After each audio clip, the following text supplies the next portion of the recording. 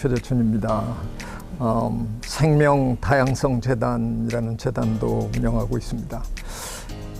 앞으로 한동안 여러분하고 다윈 얘기 좀 해보려고 그래요. 근데 너무 다윈 그러면 진화론 그래서 너무 딱딱한 얘기 말고요. 약간은 속된 표현으로 뒷담화 비슷한 근데 그거를 진짜 뒷담화처럼 하는 게 아니라 도대체 어떤 배경에서 그분은 살았고 그렇기 때문에 진화론이라는 그런 아주 독특한 생각을 하게 됐을까 그런 얘기를 약간 너무 정면으로 이론 얘기를 하는 것보다는 약간 우회적으로 이렇게 두루두루 세상 돌아가는 얘기처럼 하면서 한번 설명을 해볼까 해요. 저한테는 이런 기회를 주셔서 너무 고마워요. 왜냐하면 대한민국은 다윈 후진국이거든요. 다윈에 대해서 몰라도 조금 너무 모르는 나라예요. 우리가 이제 주로 그런 거 비교할 때 OECD 국가 이러면서 비교하잖아요. 이거는 어떤 통계 자료가 있는 게 아니라서 OECD 국가 중에서 이렇게 얘기하기 조금 애매하긴 한데 그래도 제법 산다는 나라 중에 우리나라만큼 다윈에 관심 없는 나라는 아마 눈을 씻고 찾아도 없을 거예요. 왜 우리 지난 밀레니엄 끝날 때 그때 기억하시는지 모르지만 98년도, 99년도 이럴 때 Y2K 기억나세요? 네. 하여간 Y2K 때문에 그냥 참 난리법석이었는데 그러고 지나갔잖아요. 예. 그런데 그 무렵에 되게 별 볼 일 없는 책이 미국에서 하나 나왔는데요. 저한테는 되게 흥미로운 책이었어요. 그냥 제목이 1000년 1000명, 그러니까 1000 years and 1000 people 이런 책이었어요. 미국의 언론인 부부 두 쌍이 그냥 세계 여러 지식인들에게 지금 우리가 떠내보내는 이 밀레니엄, 이 1000년 동안 우리 인류에게 가장 큰 영향을 미친 위인이 누구라고 생각하냐. 그래서 그냥 그걸 다 받아가지고 1000명을 1등부터 1000등까지 그냥 쭉 줄 세워가지고 그걸 털커덕 책으로 낸 거예요. 참 어떻게 보면 별 볼 일 없는 책인데 저한테는 왜 그 책이 그렇게 인상 깊었냐 하면 1등은 구텐베르크가 1등을 했어요. 우리나라에서 했으면 택도 없을 텐데 우린 직지 이러고 봤는데 하여간 구텐베르크 금속 활자를 발명하고 보급시킨 구텐베르크가 1등이고 여러분이 학교 다닐 때 배웠던 모든 위인들이 총망라돼 있을 거 아니에요. 1000명이나 있으니까. 그 대단한 인물들이 줄줄이 쫙 있는 그 목록에서 찰스 다윈이 7위에 랭크됩니다. 그 책을 탁 받아들고 제가 뭐라 그랬냐 하면 저도 모르게 그냥 한 말이에요. 똑같은 책을 우리나라에서 만들었을 때 다윈이 100등 안에 끼면 내가 자살하겠다 그랬어요. 주변 옆에 사람들이 있으니까 재미로.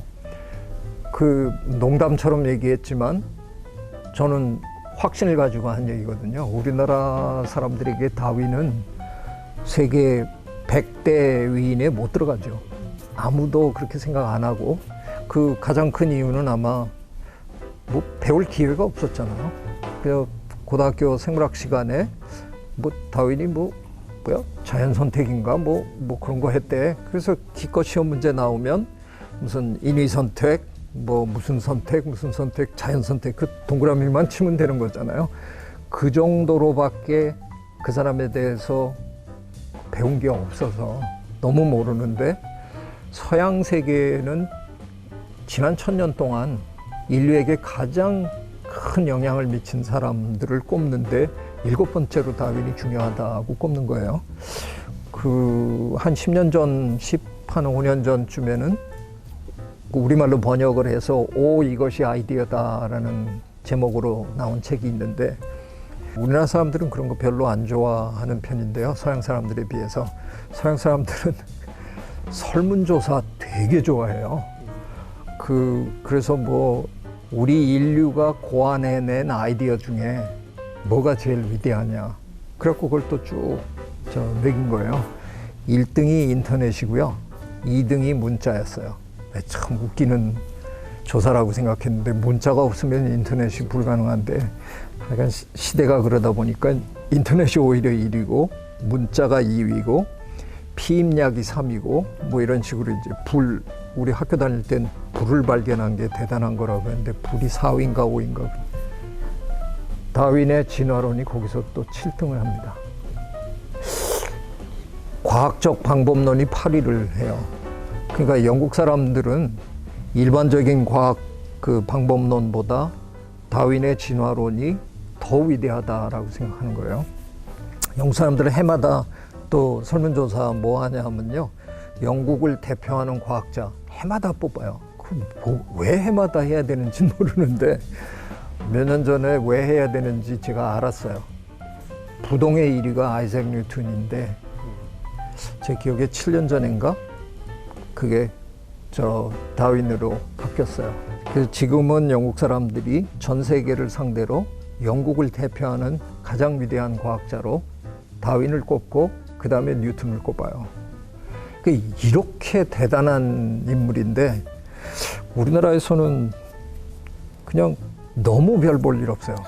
몰라도 너무 모르는데 근데 뭐 까짓거 다윈 모른다고 뭐 사는데 불편할 거 없잖냐 그러면 할 말 사실은 없는데요. 제가 다윈 혁명이라는 책을 여러 해 전에 여러 학자들 다 모아가지고 제가 편집을 해서 냈는데 그 책을 내는 이유가 뭐였냐 하면 지금 현재 우리가 뭐 공부하고 있는 여러 분야들 뭐 인류학이라든가 뭐 경제학이라든가 뭐 법학이라든가 뭐 생물학은 말할 것도 없고 거의 모든 우리가 하고 있는 학문 분야에 다윈의 이론이 들어가지 않은 곳이 없거든요. 그냥 들어가 있는 정도가 아니라 거의 상당히 많은 곳에서는 주류 이론으로 중심 이론으로 자리를 잡기 시작했어요. 그래서 그걸 다 한번 점검을 해봤는데 점검해보고 우리 모두가 함께 느끼는 게 가히 혁명적이다. 어떻게 한 사람의 이론이 이렇게 많은 분야에 영향을 미칠 수 있을까? 가장 결정적인 건 경제학이거든요. 인류학에 아무리 다윈이 위대한 존재라고 그래봐야 사람들 뭐 별로 죄송합니다. 별로 관심 안 갖는데 결국은 돈이니까 경제학도 이제는 다윈을 모르고는 어렵습니다. 그러면 갑자기 사람들이 이제 긴장하기 시작해요. 근데 실제로 지금 경제학 분야에 우리나라는 조금 반응이 느린데요. 지금 미국이나 유럽의 경제학과에 신임 교수를 뽑을 때 그 공고문 같은 걸 보면 너무나 또렷하게 나와요. 행동경제학, 신경경제학, 진화경제학 이런 분야 압도적으로 지금 많거든요. 그러니까 경제학마저도 이제는 다윈의 이론이 중심 이론으로 간다는 거죠. 그렇기 때문에 돈을 벌려면 이제 다윈 알아두는 게 좋을걸요. 이제 그런 수준이 됐거든요. 그래서 사실은 저 2009년부터 열심히 다윈을 알리려고 애를 썼어요. 왜냐하면 이제는 실용 분야에서도 다윈의 이론이 굉장히 중요한 시대가 된 거예요. 사실은 2009년이라고 제가 얘기는 하지만 실제로 시작하기는 2005년에 시작했어요. 2005년에 다윈 포럼이라는 걸 만들었어요. 제가 그래도 뭐 아무리 없어도 이렇게 뒤지니까 다윈에 대해서 그래도 관심 갖고 그래도 논문 한 편이라도 써본 뭐 이런 분들이 주변에 그래도 이렇게 찾으니까 그래도 몇 사람 있더라고요. 그래서 한 대여섯 명 모아가지고 다윈 포럼을 만들자.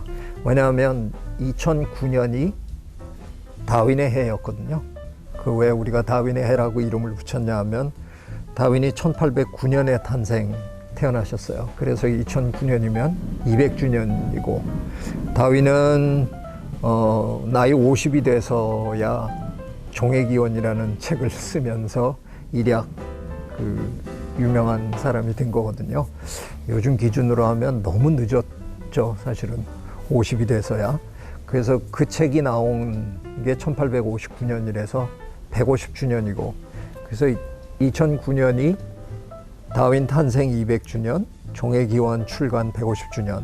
이게 뭐 200, 150 이런 굵직한 숫자가 탁 맞아 떨어지니까 뭐 하여간 전 세계적으로 그 2009년을 보내면서 어떤 저널리스트가 이렇게 적은 글에 보면 아마도 지구촌 어디선가 단 하루도 다윈에 관련된 행사가 벌어지지 않은 날이 없었을 것이다 라고 할 정도로 그냥 뭐 그 해 내내 그걸 했어요. 그래서 저도 어떻게 보면 그게 굉장한 기회일 것 같아서 2005년에 이제 그 다윈 포럼을 결성하고 준비하자. 그래서 2009년이 되면 우리도 이제 다윈을 좀 이 나라에 좀 알리는 작업을 해보자. 뭐 할까요? 이렇게 하는데 몇 마디 하다가 보니까 금방 아이디어가 모아지더라고요. 왜냐면 왜 우리나라는 다윈 후진국일까요? 왜 우리는 다윈에 대해서 이렇게 연구가 안 돼 있을까요? 결론이 너무 간단하게 나왔어요. 그게 뭐냐 하면 다윈 책이 제대로 번역이 안 됐다라는 거예요. 다윈 책 그러면 가장 유명한 게 종의기원, 인간의 유래, 인간과 동물의 감정 표현, 이렇게 세 권이 가장 핵심이거든요. 세 권 다 사실은 번역이 돼 있어요. 근데 정말 미안한데 그냥 우리 선생님들이 그 전공을 다윈에 대해서 하신 것도 아니고요. 근데 퇴임하시고 시간이 좀 있으시니까 그냥 번역들을 하셨어요. 근데 이렇게 우리말로 돼 있는 다윈 책을 이렇게 읽어보면 문장과 문장이 이어지지가 않아요. 왜 이럴까? 근데 그 이유가 우리는 지금은 우리가 글쓰기를 하면 무조건 문장을 짧게 쓰라고 우리 배우잖아요. 짧게 쓰는 게 덕목이잖아요. 글쓰기의 덕목인데 다윈 시절에는 만연체가 더 좋은 글쓰기 기법이었어요. 그래서 종의기원의 어떤 문장 하나는 한 페이지를 넘어갑니다. 저 거짓말이 아니에요. 진짜로 마침표가 페이지가 넘어가서 찍혀요. 뭐 콜론, 세미콜론, 쉼표 뭐 이래가지고 쭉 하는 거예요. 근데 영어 번역 다 해보셨잖아요. 영어는 우리랑 어순이 다르잖아요. 그 주어 대충 앞에 있고 동사 대충 좀 뒤쪽에 가 있고 그 번역하려면 이렇게 왔다리 갔다리 하면서 번역을 해야 되잖아요. 근데 이게 한 페이지를 넘어가면 이게 안 되는 거예요. 그래갖고 너무나 많은 우리나라 번역책들이 보면 막 쉼표 단위로 그냥 번역을 해버렸어요. 그러니까 쉼표까지 그냥 하고 그 다음에 그냥 적당히 번역하고 이래갖고 읽으면 전혀 뜻이 전달이 안 되는 거예요. 그러니까 너무 번역이 안 돼 있어서 그 뭔가 시작도 못 하는 거 아니냐. 그래서 그러면 번역부터 한번 제대로 해보자. 그래서 2005년에 시작을 했는데 저희 생각에는 제 꿈은 2009년에 2005년에 시작하면 한 3, 4년 시간이 있잖아요. 3, 4년 동안 다 힘을 합해서 열심히 해갖고 종의기원, 인간의 유래, 인간과 동물의 감정 표현 이 세 권을 2009년에 다 번역서를 내놓자. 한 권도 못했고요. 종의기원이 작년에 나왔습니다. 2019년에. 그러니까 무려 14년이 걸렸죠. 야, 진짜 이게 만만한 일이 아니에요. 그러니까 그 선배 교수님들이 얼마나 힘들었을까 하는 걸 이제 뒤늦게 우리도 참 인정할 수밖에 없는 건데 어쨌든 그래도 작년에 그래서 종회기원 이렇게 아주 투툼하게 우리가 하여간 해서 냈고요. 잘하면 금년 아니면 못하면 내년까지 해서 나머지 2권이 이제 다 번역이 될 거예요. 그러면 제 생각에 제대로 된 번역서를 갖고 있으면 그때부터는 이제 학문이 참고로 일본이 우리보다 서양 문물을 먼저 받아들였잖아요. 그리고 굉장히 학문적으로 상당히 빠른 속도로 앞서간 나라가 됐잖아요. 그게 제가 배우기로는 일본은 메이지 유신 때부터 시작해서 국가 차원에서 번역청 비슷한 거를 만들어 가지고 아주 체계적으로 번역을 했다는 거예요. 사실은 지금 동양 3국에서 쓰는 외래어 번역 용어는 거의 다 일본이 만든, 중국이 굉장히 떨떠름해 한다는 얘기를 제가 듣는데, 그래도 대개 보면 그게 한자어일 거 아니에요. 번역을 한 거니까. 근데 그거를 한자의 종주국인 중국이 아니라 일본이 한 거를 중국에서 가져다 써야 된다는 게 굉장히 자존심 상한다고 그러더라고요. 그러니까 그 덕에 아마 일본이 굉장히 발달했을 거예요. 그래서 저희도 이제부터는 이제 좀 달라지지 않을까 이런 기대를 합니다. 그래서 그런데 도움이 좀 되라고 이제 제가 이런 얘기를 좀 드리는데, 오늘은 그 시작으로 다윈이 도대체 어떤 인물이었길래, 어떤 업적을 남겼길래 제가 이렇게까지 열변을 토하면서 후진국 벗어나야 된다고 이렇게 난리를 쳐야 되나. 시작하면서 유명한 사람 이렇게 슬쩍 업고 가면 좋잖아요. 우리나라 사람들에게는 아마 훨씬 더 많이 알려진 분이 링컨인데, 다윈하고 링컨하고 같은 날 태어났어요. 1809년 2월 12일, 링컨은 우리가 초등학교 때 배운 대로 켄터키 어느 오두막 통나무 집에서 태어난 거고, 다윈은 이제 영국에서 슈스베리라는 마을에서 태어났는데, 그 서양의 유명한 그런 시사 잡지 뭐 이런 데서 툭하면 다윈이 더 위대하냐, 링컨이 더 위대하냐, 뭐 이런 거 설문조사도 하고, 무슨 글 이렇게 모아가지고 전문가들 글 모아가지고 이렇게 쭉 특집 내기도 하고 그래요. 참 웃기는데,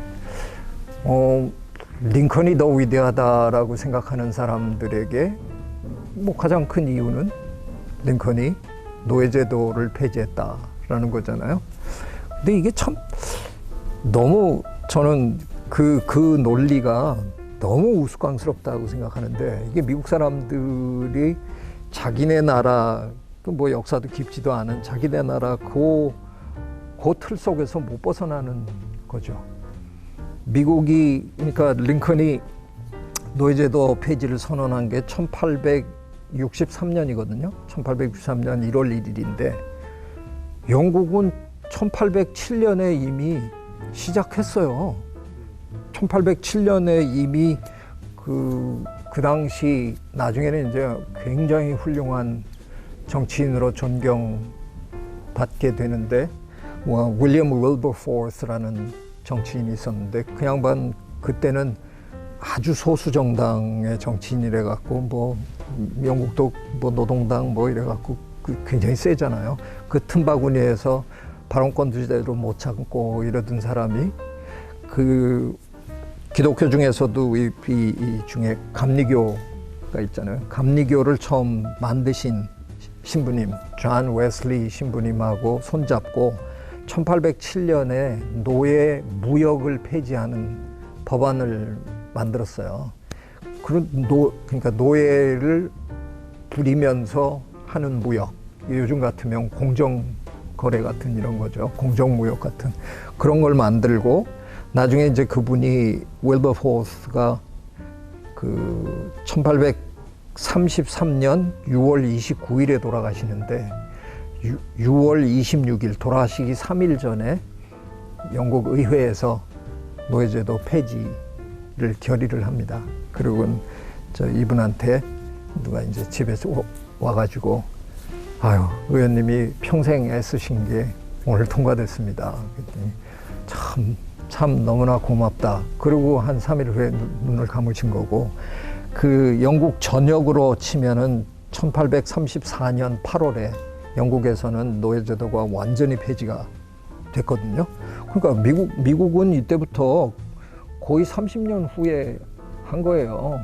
뭐 그걸 가지고 그렇게 세계 최초로 한 것도 아니고, 사실 생각하면 조금은 웃겨요. 근데 뭐 물론 링컨이 단순히 노예제도를 폐지한 게 중요한 게 아니라 그 남북 전쟁이며 뭐 이런 거 다 그 전체 맥락에서 봐야 되는 거죠. 위대한 정치인이었고 미국을 새로운 그 단계로 끌어올려준 그런 분이다 이거죠. 근데 그런 식으로 이렇게 치면 사실은 다윈은 일찌감치 노예 제도의 불합리함에 대해서 글도 쓴 사람이고요. 다윈 집안은 대대로 이 문제에 굉장히 적극적으로 사회적인 발언을 한 사람들이에요.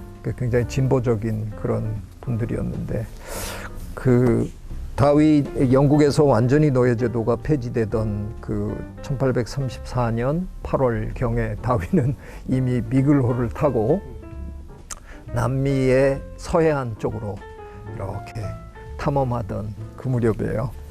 제가 자연스럽게 다윈 비글호 얘기를 좀 드리려고 그러는데, 다윈은 사실 그렇게 학창 시절에 탁월한 학생은 아니었다 그래요. 뭐 이렇게 다윈 집안이 워낙 그 좋은 집안이니까 뭐 공부를 못했을 리는 없는데, 그 다윈 아버지가 유명한 의사 선생님이었는데,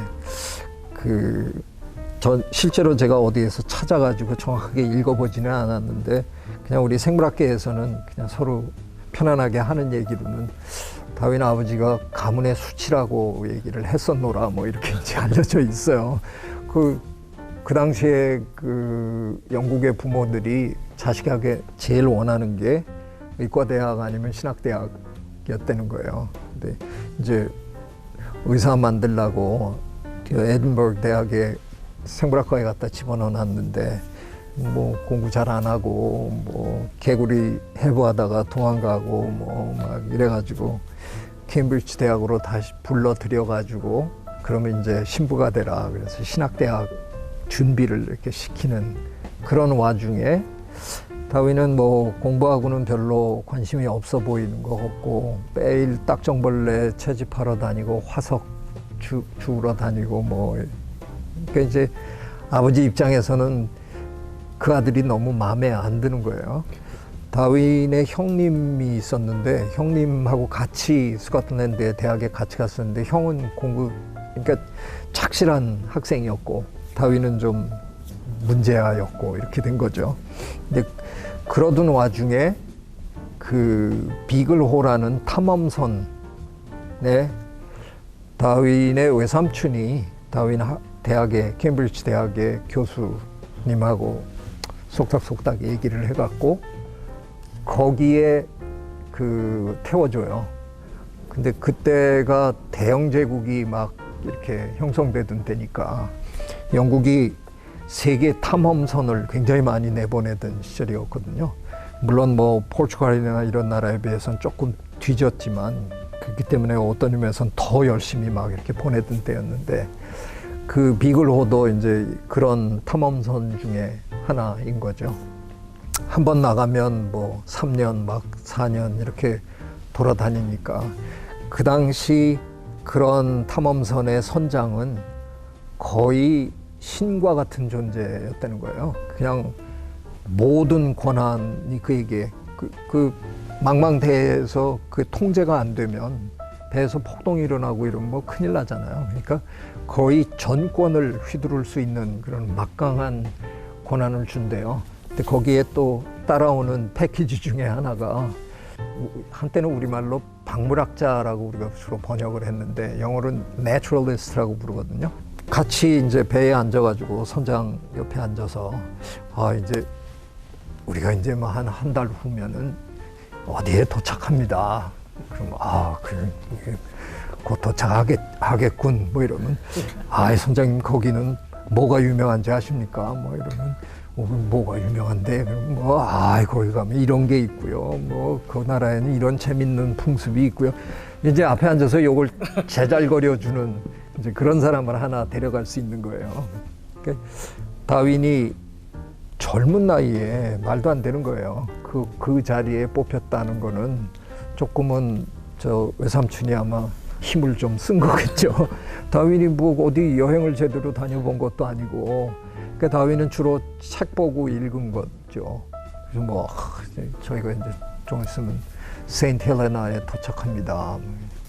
그래서 세인트 헬레나 옛날에 나폴레옹이 거기 유배됐었고요. 뭐 어쩌고저쩌고 그리고 그 마을에 가면 뭐가 있고요. 자넨 가봤나? 너 못 가봤습니다. 뭐, 이 사실 말도 안 되는 건데 그 자리를 어떻게 다윈이 꿰찬 거예요. 근데 그게 다윈의 인생을 바꿔버린 거죠. 그 다윈은 너무 좋아서 올라탄 거죠.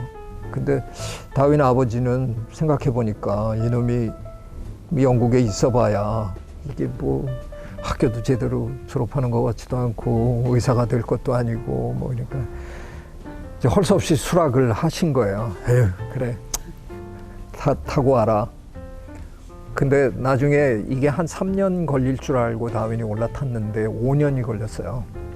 길어져가지고 5년이 걸려서 영국에 1831년에 떠나서 1836년에 영국으로 돌아오거든요. 영국에 돌아왔을 때, 펠머스 항구에 돌아왔을 때 다윈 아버지가 직접 저 한국까지 나와서 아들을 끌어안았다는 거예요. 그래서 우리끼리 얘기는 가문의 수치에서 가문의 영광으로 다윈은 이미 그때 영국에서 굉장한 유명인이 됐어요. 왜냐하면 그 탐험선을 타고 돌면서 워낙 성실하게 채집을 많이 해갖고 화석이고 뭐 동물, 식물 채집을 해갖고 그걸 끊임없이 우리가 요즘 이제 부르는 대형박물관이죠. 그 당시 이제 처음 만들었는데 그 영국 박물관을 만들어놨는데 거기다가 그러니까 뭐 거의 제일 많이 표본을 보내는 사람이 된 거예요. 그러니까 뭐 그 런던 타임스에 뭐 찰스 다윈이 이런 걸 보내왔다 뭐 그렇게 보도도 잘 나고 그래서 이제 급기야는 거기에 연재를 하게 돼요. 런던 타임스에 다윈이 그 여행기를 이제 쓰는 거예요. 그리고 뭐 영국 저 사람들이 그 여행기를 기다려서 읽는 거예요. 다윈이 뭐 브라질에 가서 무슨 얘기, 뭐 페루에 가서 무슨 얘기, 뭐 이렇게 쓰니까 그걸 그러니까 졸지에 유명인이 된 거죠. 그 아들이 돌아왔을 때 아들을 뭐 한국에서 사람들이 다 알아보는 아들이 됐으니까 아버지가 이제 가문의 영광이다 이렇게 이제 아들을 끌어안게 된 거죠. 다윈의 삶에서는 아마 그 배를 타지 않았으면 글쎄 다윈이 평생 뭘 하고 살았을까 사실은 좀 의심스럽기도 하죠. 그러니까 결국은 영국을 떠나서 아프리카 서해안을 돌아서 그 다음에 거기서 해류를 타고 브라질 쪽으로 건너가서 남미를 한 바퀴 돌아서 남태평양을 쭉 거슬러서 뉴질랜드, 호주, 그런 다음에 인도양을 건너서 남아프리카 쪽을 돌아서 다시 브라질 쪽으로 그게 그 아프리카 서해안을 이렇게 타고 올 수가 없어요. 해류가 그리로 돌지를 않아서 거기서 이제 또 브라질 쪽으로 이렇게 갔다가 거기서 또 해류를 타고 이렇게 영국으로 이제 돌아오는 그 대장정을 세계 일주를 한 거죠. 하면서 신기하게도 가는 곳마다 다른 동물들이 다른 식물들이 살고 있는 거를 계속 보는 거 아니에요. 근데 저쪽 대륙에서는 이 동물이 그 위치에 있더니 저쪽에 가니까 타조는 없는데 타조 역할을 하는 새가 또 있구나. 뭐 이런 거를 이제 다윈이 끊임없이 관찰하면서 자연계란 무엇일까? 다윈은 사실 비그로를 탈 때는 지질학을 하기 위해서 탔어요. 원래 지질학에 관심이 굉장히 많아가지고 그래서 처음에는 지질 조사를 열심히 하다가 동물들이 자꾸 왔다 갔다 하니까 그거 보다가 점점 자연스럽게 동물학자가 돼버린 거예요. 그래서 지질학자로 올라탔다가 지질학도로 올라탔다가 동물학자로 배를 내린 거죠. 그 유명한 갈라파고스. 대부분 많은 분들은 다윈이 갈라파고스 제도에서 진화론을 발견했다, 뭐 이렇게 이해들을 하시는데 그런 일은 없었고요. 또 진화론이라는 건 다윈 혼자서 만들어낸 게 아니에요. 뭐 아리스토텔레스도 나름 아리스토텔레스의 진화론이 있었어요. 아리스토텔레스는 화석을 보고 이게 예전에 살다가 멸종한 동물의 흔적이다, 정확하게 맞는 말이잖아요. 그래서 지구의 역사에서 환경에 적응하고도 살다가 죽어간 그런 생물들이 있노라, 뭐 나름 이해했어요. 그럼에도 불구하고 인간이 모든 생물의 정점에 있어야 된다는 그런 일종의 그 세계관, 인간 중심의 세계관을 옹호하느라고 별로 과학적인 그런 논리를 만들어낼 수 없었을 것 뿐이죠. 그러다가 뭐 여러분 많이 아는 용불용설 주장한 라마르크 같은 프랑스 학자도 있었고, 그래 이제 오늘날 우리는 다윈이 정립한 자연 선택 이론을 이제 진화를 설명하는 가장 중요한 이론으로 이제 받아들이는 거죠. 근데 그거를 갈라파고스에서 어느 날 그냥 이거구나 이런 거 절대 아니고요. 실제로는 다윈의 그 비글호 항해기를 읽어보면 갈라파고스에서 지질이 고생만 했어요. 다윈이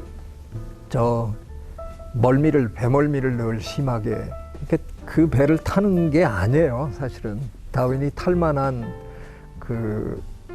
체력이나 뭐 이런 걸 갖고 있는 것도 아니었어요.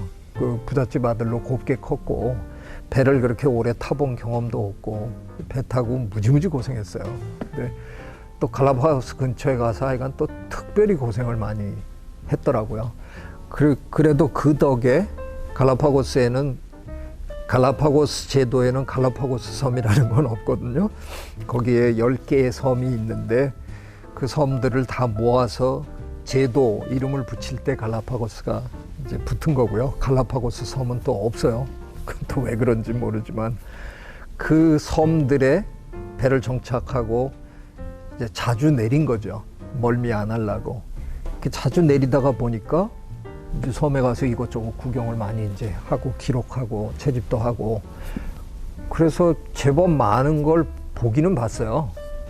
근데 거기서 뭘 이렇게 발견하거나 그런 거는 거의 없었어요. 게다가 거기 오래 안 있었어요. 제가 기록에 보면 1835년 9월 17일에 갈라파고스에 도착했다가 10월 20일에 떠나요. 그러니까 총 33일, 한 달 조금 더 있었어요. 그러니까 다른 지역에 비하면 체제 기간도 짧아요. 그러니까 뭐 그냥 그렇게 중요한 정착지가 아니었던 거예요. 근데 이게 이제 나중에 절묘하게 다윈의 진화론의 핵심이 되는 발견이 여기서 벌어진 거죠. 다윈은 거기에 사는 그 큰 거북이도 뭐 관찰해서 기록도 남기고, 뭐 여러 가지 새들에 대해서도 하고, 뭐 도마뱀에 대해서도 뭐 적고 그랬는데, 채집을 우리가 이제는 다윈 스핀치라고 부르는데 참 번역이 너무 여러 가지로 되어 있는데요. 뭐 방울새라고 번역하는 사람도 있고 휘파람새 또는 십자매 핀치, 그러니까 뭐 근데 이게 너무 혼란스러워서 우리 그냥 영어로 다윈의 핀치새 이렇게 그냥 이제 번역을 해요. 근데 그거를 섬이 10개가 있다 보니까 그 다윈이 들린 몇 개의 섬에서 그 새를 잡아가지고 보면 새가 좀 달라 보여요. 부리의 크기도 다르고 뭐 이렇게 다르지. 근데 기본적으로는 형태가 비슷하니까 다윈은 그게 한 종인데 변인 줄 알았어요. 그래서 이제 그런 식으로 기록을 해갖고 그거를 이제 전부 박물관으로 이제 보내놓은 거죠. 그러고는 이제 나중에 1836년에 영국으로 되돌아와 가지고 그 런던 박물관에 그때 그 새를 연구하는 존 밀러 박사가 있었는데 존 밀러 박사한테 가갖고 제가 해서 보내드린 거 다 보셨냐고, 그 재밌지 않냐고, 갈라파고스의 그 핀치들이 그 아주 모양들이 다양해요. 그 밀러가 하는 얘기가 그게 다 다른 종이야 이렇게 된 거예요. 전부 종이 달라요? 저는 한 종의 그냥 다른 품종들인 줄 알았는데 아니 내가 보기엔 다 다른 종이야. 그때부터 연구가 시작이 된 거예요. 일테면 그 남미 대륙에서 어느 날 바람에 실려서 핀치새가 갈라파고스에 온 거죠. 근데 그 새의 후손들이 그 섬들이 다 다르거든요. 섬의 환경이 제각금이에요. 섬의 크기에 따라서 또는 비가 얼마나 오느냐 뭐 이런 거에 따라서 다 다르다 보니까 거기에 있는 먹이들이 또 다 달라지고 그 먹이들을 먹고 살기 위해서 이게 다 적응하다 보니까 다 종이 달라진 거예요. 그러니까 이걸 우리 생물학에서는 적응 방산이라고 그러거든요. Adaptive Radiation이라고 그러는데 한 종이 여러 환경에 적응하기 위해서 폭발적으로 한 번에 진화하는 종분화가 일어나는 거를, 그러니까 한 종이 분명히 건너왔을 거라고 생각이 되고요. 그게 저 갈라파고스에 와서 남미 대륙에는 없는 종들이 막 새로 비교적 짧은 기간에 막 생겨난 거예요. 다윈이 이제 그때부터 흥분하기 시작한 거죠. 그렇지 않아도 세계를 돌면서 다윈은 이제 자기 연구 노트가 늘 있었는데 거기 뭐 모든 걸 기록을 해놨는데 그렇지 않아도 지금 그런 생각을 하고 있는데 종들이 환경이 다르면 변화하고 그 환경에 적응해서 새로운 종들이 생기고 뭐 이거를 지금 정리하고 있는데 굉장히 극적인 예가 따당 나타난 거죠. 자기는 별 볼 일 없다고 생각했던 곳이긴 하지만 갈라파고스에서 그래가지고 뭐 흥분해가지고 이제 그때부터 정리를 시작하고 이러면서 다윈은 사실은 1838년 정도면 다윈이 배에서 내리고 한 2년 정도면 대충 모든 거에 감을 잡았어요. 이렇게 되는 것 같다. 근데 저 논문을 책을 바로 낸 거는 이제 아니죠. 그 다윈의 핀치에 대해서는 되게 재밌는 나름의 역사가 있어요. 어떻게 보면 다윈은 뭐가 뭔지도 모르고 채집만 열심히 잡아갖고 온 사람이에요. 근데 갖고 왔는데 보니까 이게 대단한 거였던 거예요. 근데 그 훗날 저 옥스퍼드 대학에, 지금도 옥스퍼드 대학에 가면 새를 연구하는 아주 유명한 연구소가 있어요. 그레이 Ornithological Institute라는 곳이 있는데 그 연구소의 소장님이 된 데이비드 렉 교수라는 분이 배를 타고 이 핀치새를 보기 위해서 이제 갈라파고스로 갑니다. 가가지고 그 양반이 이제 조사를 해보니까 한 섬에 한 종만 사는 경우도 있는데 어떤 섬에는 2종, 3종까지 같이 살더라는 거예요. 그러니까 혼자 사는 섬의 그 종은 거기서 예를 들면 씨앗의 크기가 다 다른데 이것도 먹을 수 있고 이것도 먹을 수 있잖아요. 그러니까 작은 거에서부터 큰 것까지 다 먹을 수 있으니까 걔네들은 이 부리의 크기를 재보니까 한 종내에서 부리의 크기가 상당히 다양하게 작은 것도 먹는 놈도 있고 큰 놈도 이렇게 나오더라는 거예요. 근데 똑같은 종인데 저 옆에 섬에 가니까 다른 종하고 둘이 같이 사는 형국인데 거기 가서 보니까 이 종이 먹는 씨앗의 그쪽은 못 먹고 밀려서 못 먹고 한쪽만 먹더라는 거죠. 그러니까 거기 가서 그 종을 채집해서 이렇게 부리를 재보니까 이쪽 혼자 사는 섬에 있던 아이들보다는 이 부리의 폭이 좁아들어 있더라는 거예요. 3종이 사는 데 가보니까 중간에 껴가지고 요렇게 갖고 요 크기의 씨앗만 먹고 살더라는 거죠. 딱. 이게 경쟁에 의해서, 다른 종과의 경쟁에 의해서 자기가 먹을 수 있는 그런 먹이에 적응해가지고 그렇게 변해가는구나. 분명히 같은 종인데도 환경에 의해서 다 달라지는구나. 그래서 이제 돌아와서 그 책을 또 그분이 씁니다. 그러면 다윈은 그냥 잡아온 사람이고 데이비드 레크는 가서 그게 왜 조금씩 달라졌을까를 이제 조사해 온 사람이에요. 근데 그럼에도 불구하고 사실은 스토리가 거기서 끝날 수가 없는 게 지금도 미국의 프린스턴 대학의 명예교수님이신데 남편은 피터 그랜트라는 분이고 사모님은 로즈메리 그랜트라는 분인데 이 두 분이 그 갈라파고스 제도의 저 섬 중에 축구장보다 조금 클 정도의 작은 섬이 하나 있어요. 화산 섬인데 거기서 지금 40몇 년째 살고 계세요. 그 화산처럼 이렇게 됐으니까 이렇게 분화구가 이렇게 될 거 아니에요.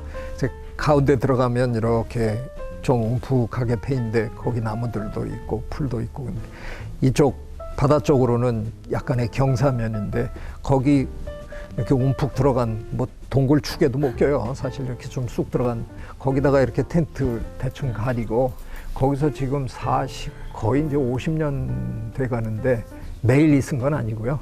이제 1년에 몇 달 거기 있다가 미국의 대학에 돌아왔다가 또 가고 한 해도 거의 거르지 않고 늘 그 연구를 했어요. 따님을 둘을 키웠는데 그냥 거기서 홈스쿨링 해서 키우고 그 두 딸도 뭐 잘 컸어요. 그렇게 한 40년을 거기서 관찰을 해보니까 그러니까 제가 이거를 뭐 누가 그런 식으로 글을 쓴 사람은 없는데 저는 뭐라고 표현하냐면 다윈은 그냥 잡아온 사람이고 데이비드 레크는 가서 사진을 찍어온 사람이고 스냅샷을 가서 착 이렇네 크기가 이래 착 찍어온 사람이고 그랜트 부부는 동영상을 찍은 사람이다. 40년 이상을 지켜본 거죠. 근데 우리 기후 쪽에 관심 조금 있으면 뭐 엘니뇨, 뭐 라니냐 이런 소리 요즘 들으시잖아요. 기후변화 관련해서. 그게 시작되는 데가 대충 그 동네거든요. 에콰도르 앞바다, 그 갈라파고스가 에콰도르에서 이렇게 떨어져 있는데 거기서 해류가 이렇게 방향이 꺾이고 그 표층수의 온도랑 그 심해 온도랑 달라지고 그래서 이게 뒤바뀌면서 뭐 어쩌다가 이게 균형이 깨지면 그게 이제 엘니뇨가 되고 뭐 이래요. 그러니까 사실은 알고 보니까 그 갈라파고스의 기후가 기가 막히게 변화무쌍한 기후일 수밖에 없는 거예요. 거기서. 그래서 40년이면 진화의 역사에서는 뭐 순간도 아니죠. 아무것도 아닌데도 그랜트 교수 부부께서 40년을 지켜보니까 바뀌는 게 보인다는 거예요. 어느 해에는 비가 엄청나게 와가지고 그 섬에 가운데 이렇게 움푹 들어가고 거기에 막 나무가 이만큼씩 자라요.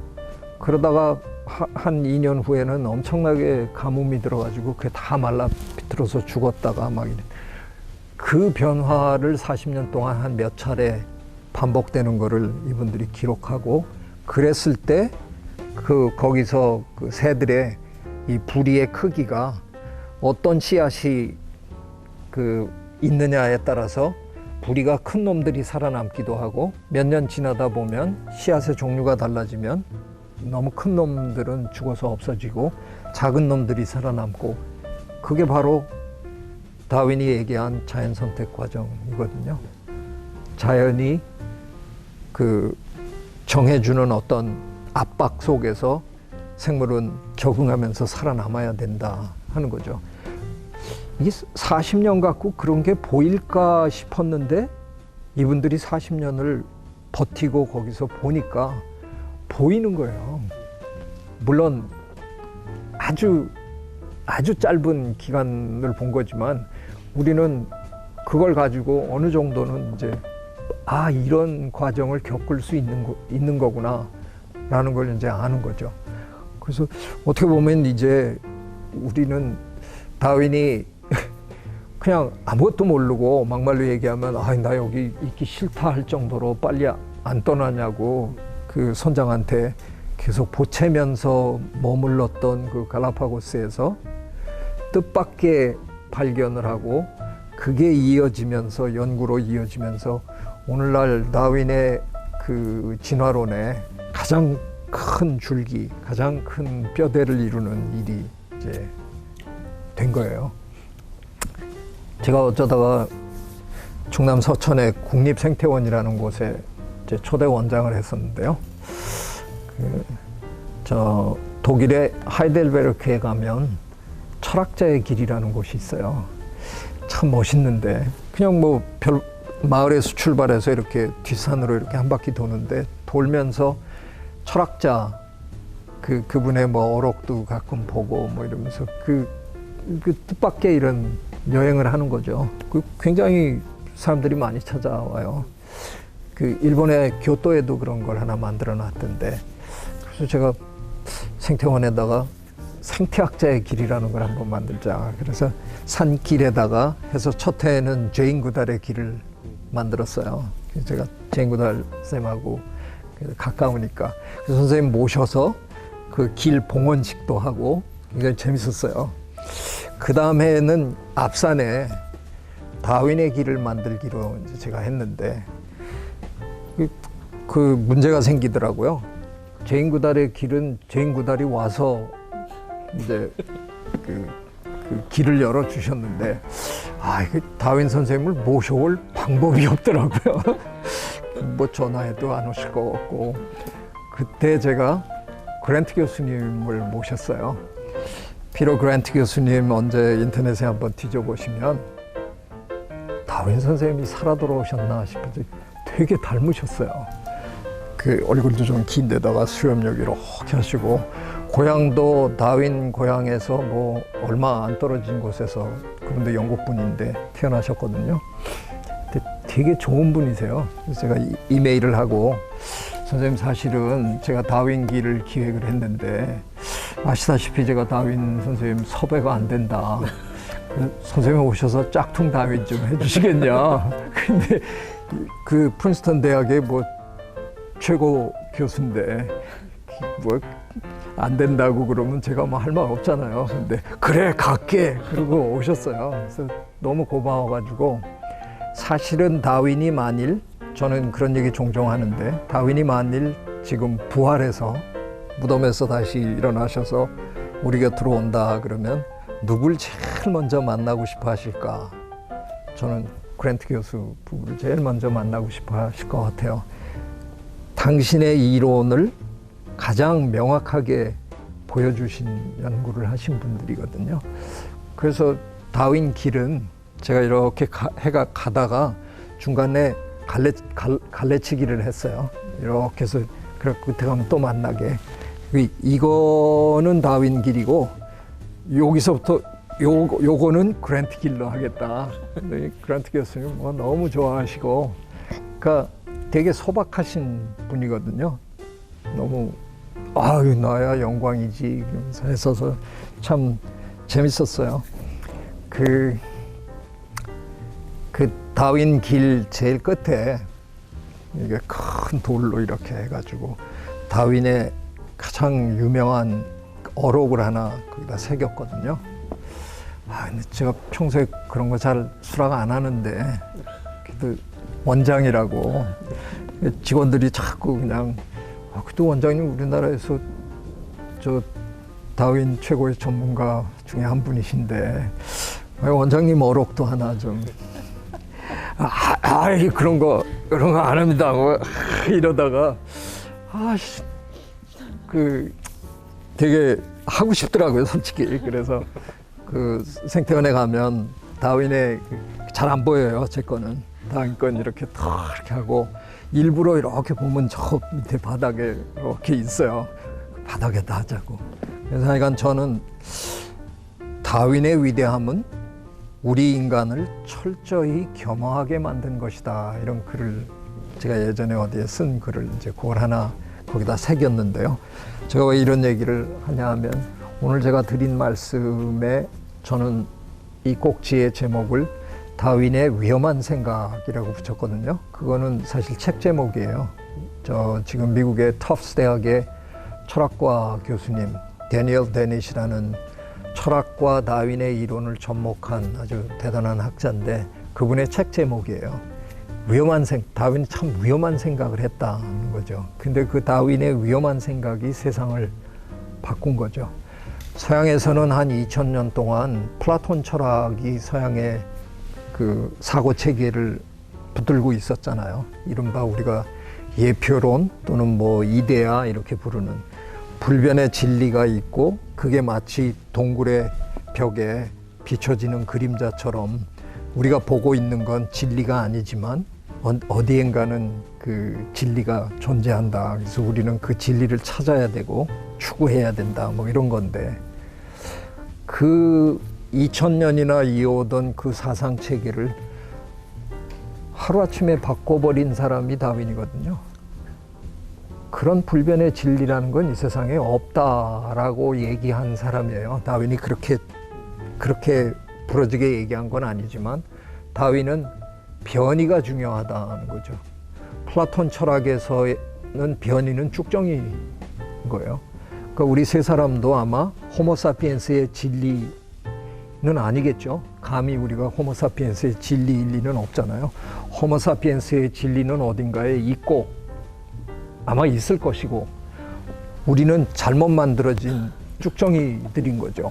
그 진리가 동굴 벽에 비친 그림자 중에 하나인 거죠. 다윈은 그걸 완전히 뒤집은 사람이에요.